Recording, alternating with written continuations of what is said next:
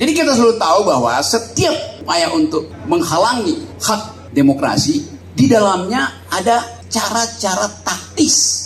Anies adalah korban dari kelicikan. Mahkamah Konstitusi adalah pelaku kelicikan. Sekarang orang berupaya untuk memuji-muji, misalnya Mahkamah Konstitusi kan masih ada dissenting opinion, jadi tidak betul direkayasa. Buktinya Saldi Isra masih ngoceh. Anda baca kan Saldi Isra? Nah, Saldi Isra udah ngoceh dari 5 tahun lalu. Setiap kali dia bikin dissenting opinion, tapi setiap kali skornya ada 5-4, 6-3. Artinya apa? Artinya Saldi Isra diumpankan di situ untuk seolah-olah masyarakat anggap bahwa nggak ada rekayasa karena ada dissenting opinion dari Saldi Isra. Konyol. Kita mesti lakukan radical break. Ada terobosan, diperlukan terobosan. Terobosan itu hanya datang dari pikiran intelektual, bukan datang dari pikiran finansial.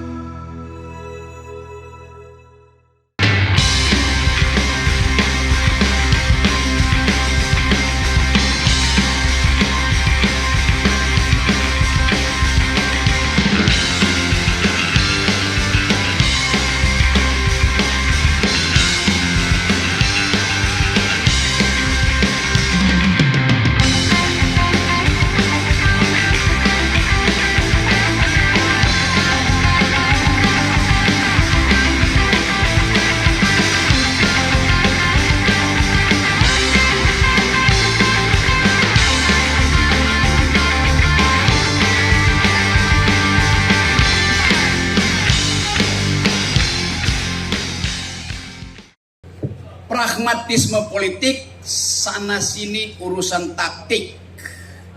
Bila tidak ingin dikritik, jangan berpolitik dengan cara-cara licik.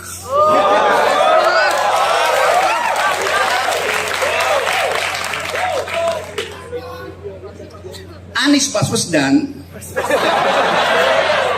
saya sengaja ucapkan salah supaya kalian perbaiki.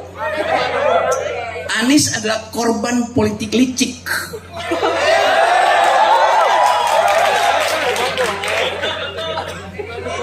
Banyak penghalang ditaruh. Kameramen bingung.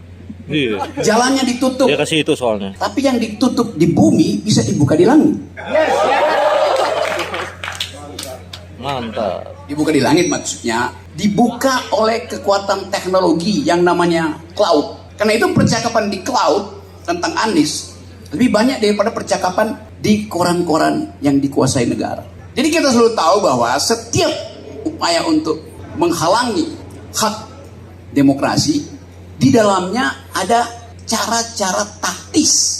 Anies adalah korban dari kelicikan. Mahkamah Konstitusi adalah pelaku kelicikan. Kenapa enggak?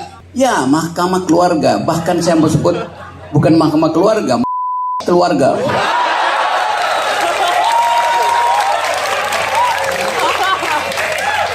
Saya terangkan di mana ya. Bayangkan, ada seorang bocah menelpon paman, enggak? Ada seorang bocah menelpon suami dari tantenya. Saya nggak bilang paman, supaya abangnya bisa jadi wakil presiden atas perintah bapaknya. Jadi itu yang terjadi. Sebuah keluarga berupaya untuk mengendalikan sebuah bangsa, sementara setiap malam 9 juta keluarga di Indonesia tidur dengan perut keroncongan. Kelaparan di Indonesia itu ada 9,8 juta keluarga, tertinggi di Asia itu. Padahal hak dari 9, juta orang itu untuk memperoleh nutrisi minimal yang harus diberikan oleh negara. Ketika mereka bangun pagi, dia hanya berharap dapat BLT. Anda bayangkan, hak warga negara untuk disuapi oleh negara. Begitu negara tiba di depan pintu rumah orang-orang miskin ini, di situ udah tersedia goodie bag. 1 liter minyak goreng, 5 kilo beras, dan ada wajah seseorang ditempel di situ. Apa itu bukan penghinaan? Presiden tidak perlu punya visi, karena visinya udah ditulis di Undang-Undang Dasar. yaitu cerdaskan kehidupan bangsa dan pelihara fakir miskin. Itu perintah konstitusi. Siapapun yang jadi presiden, perintah itu harus dia lakukan dulu. Cerdaskan kehidupan bangsa artinya jamin bahwa orang Indonesia IQ-nya harus lebih tinggi dari simpanse. IQ kita sekarang itu di ukuran internasional cuma 78. Ada simpanse yang bahkan IQ-nya 100. Anda bayangkan keadaan kita hari ini. Jadi kita mau tagih dari kekuasaan. Mengapa kita melarat? Mengapa Anda masih harus bayar uang kuliah padahal Anda pemegang kedaulatan yang diperintahkan oleh konstitusi supaya jadi cerdas? Karena itu nggak ada yang ngawasin tuh. Anda dapat KIP tadi, lalu Anda takut kritik pemerintah, seolah-olah itu beasiswa pemerintah. Beasiswa itu saya yang bayar melalui pajak saya, melalui pajak Pak Habil dan teman-teman saya. Jadi itu adalah hak saudara, bukan hadiah dari negara. Karena negara ini bukan negara kapitalis, bukan negara neolib. Negara ini dirancang berdasarkan perintah konstitusi, pelihara fakir miskin. Artinya gratiskan kesehatan supaya dia bisa berpikir tanpa harus dibebani dengan iuran BPJS. Seolah-olah udah dapat iuran BPJS, negara sudah merawat mereka. Anda sakit, Anda pergi ke rumah sakit punya BPJS, dokternya bilang iya, tapi nggak ada dokter di sini. Ada dokter, iya, tapi peralatannya nggak ada. Terpaksa Anda pindah ke rumah sakit swasta yang bayar mahal. Jadi teori tentang negara kesejahteraan tidak dipraktekkan di kita. Itu yang terjadi. Nah karena itu sekarang orang berupaya untuk memuji-muji, misalnya Mahkamah Konstitusi kan masih ada dissenting opinion, jadi tidak betul direkayasa. Buktinya Saldi Isra masih ngoceh. Anda baca kan? Saldi Isra. Nah Saldi Isra udah ngoceh dari 5 tahun lalu. Setiap kali dia bikin dissenting opinion, tapi setiap kali skornya ada 5-4, 6-3. Artinya apa? Artinya Saldi Isra diumpankan di situ untuk seolah-olah masyarakat anggap bahwa nggak ada rekayasa karena ada dissenting opinion dari Saldi Isra.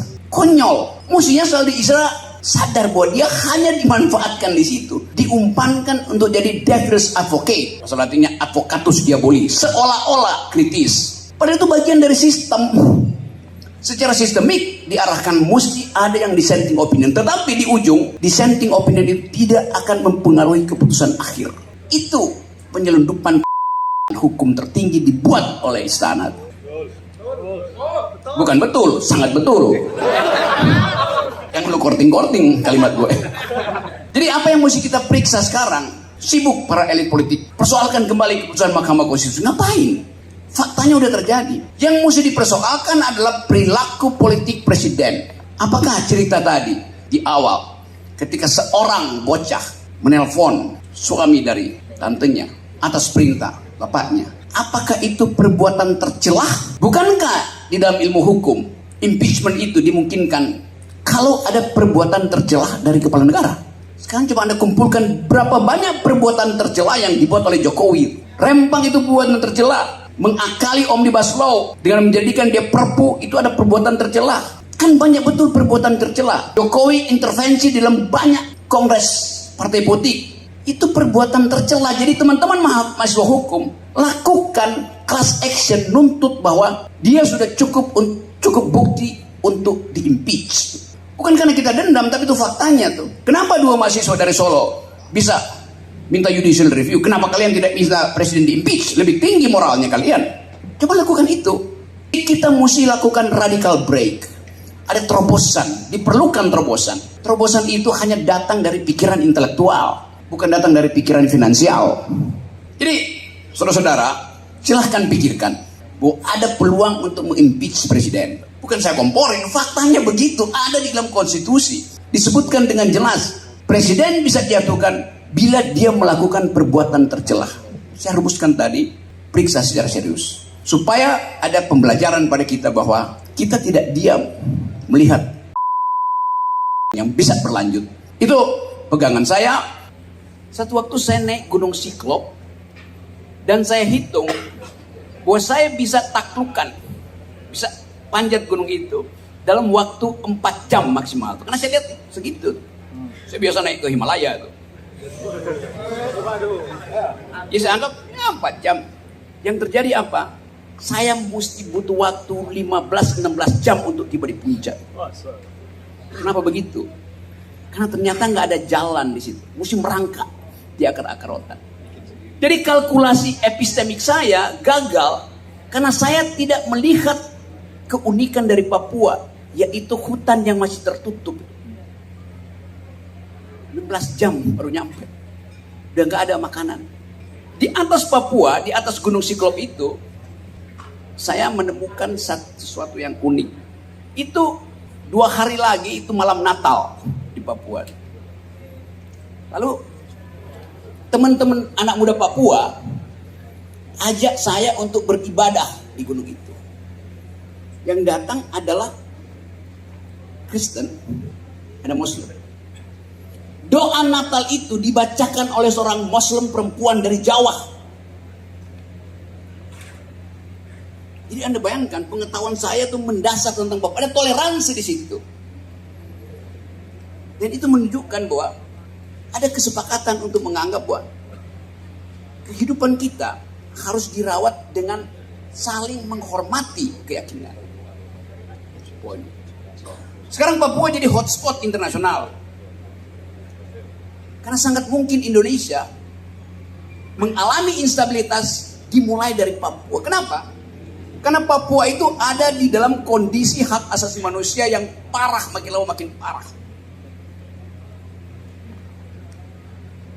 Anda bayangkan kalau terjadi krisis politik di kawasan Pasifik, Papua akan jadi tempat pertama intelijen militer Amerika beroperasi, karena di situ ada tambang emas mereka, ada Freeport. Itu yang menerangkan mengapa Amerika bisa memaksa Port Moresby, Papua Nugini, sehingga sekarang pelabuhan udara dan pelabuhan laut Papua Nugini boleh didarati oleh pesawat-pesawat Amerika yang hanya butuh kira-kira 1 jam untuk ke Papua. Jadi Anda bayangkan kalau terjadi krisis politik dan Indonesia diminta untuk menentukan sikap, proksi Amerika atau proksi Cina. Kalau kita bilang nggak menjawab pun itu dianggap, bagi Amerika kalau ada pertanyaan itu Indonesia nggak menjawab, artinya Indonesia proksi Cina.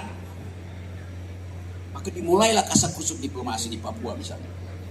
Eskalasi pelanggaran HAM dinaikkan, maka ada alasan Amerika untuk mengatakan perlu intervensi humanitarian di Papua yang sekarang terus-menerus jadi sinyal internasional tentang pelanggaran HAM. Apa artinya intervensi humanitarian intervention? Ini ada anak-anak HI. Artinya ada hak Amerika untuk mengatakan bahwa demi kemanusiaan tidak boleh ada yang menghalangi bantuan internasional masuk ke Papua. Sekarang pemerintah Indonesia menghalangi, bahkan wartawan bisa lapor di situ. Kalau itu terjadi dan Amerika bilang, oke, kita terapkan no-fly zone di atas Papua, gak boleh ada satu pesawat mendarat di situ. Mendarat ditembak. Jadi Papua itu adalah hotspot. Papua itu adalah bara yang tiba-tiba bisa meledak menjadi persoalan karena kegagalan Jakarta untuk membaca apa yang terjadi di Papua. Anak-anak Papua itu lebih cepat mengetahui apa yang terjadi karena mereka langsung dapat informasi dari hutan. Informasi itu dikirim lewat handphone, jadi paper di New York, jadi paper di London. Lalu timbul semacam uraian akademis pelanggaran masif sistematis dari pemerintah Indonesia. Ini permainan diplomasi itu. Jadi kita lagi bicara tentang ketegangan politik di Indonesia. Karena mungkin sekali pemilu itu jadi kacau. Jadi tetap aja ada usaha untuk mencari celah supaya pemilu itu bisa dikendalikan oleh istana. Kalau nggak terjadi. Dan kecurangan di Papua misalnya dimulai di hari pertama pemilu. Karena kita tidak tahu bagaimana Papua itu jadi mainan politisi Jakarta. Lalu itu jadi isu internasional. Maka instabilitas bisa dimulai dari Papua. Nah, maka sampai tadi Esi, menurut kamu pengetahuan saya tentang Papua cukup apa enggak? Sangat cukup. Terima kasih.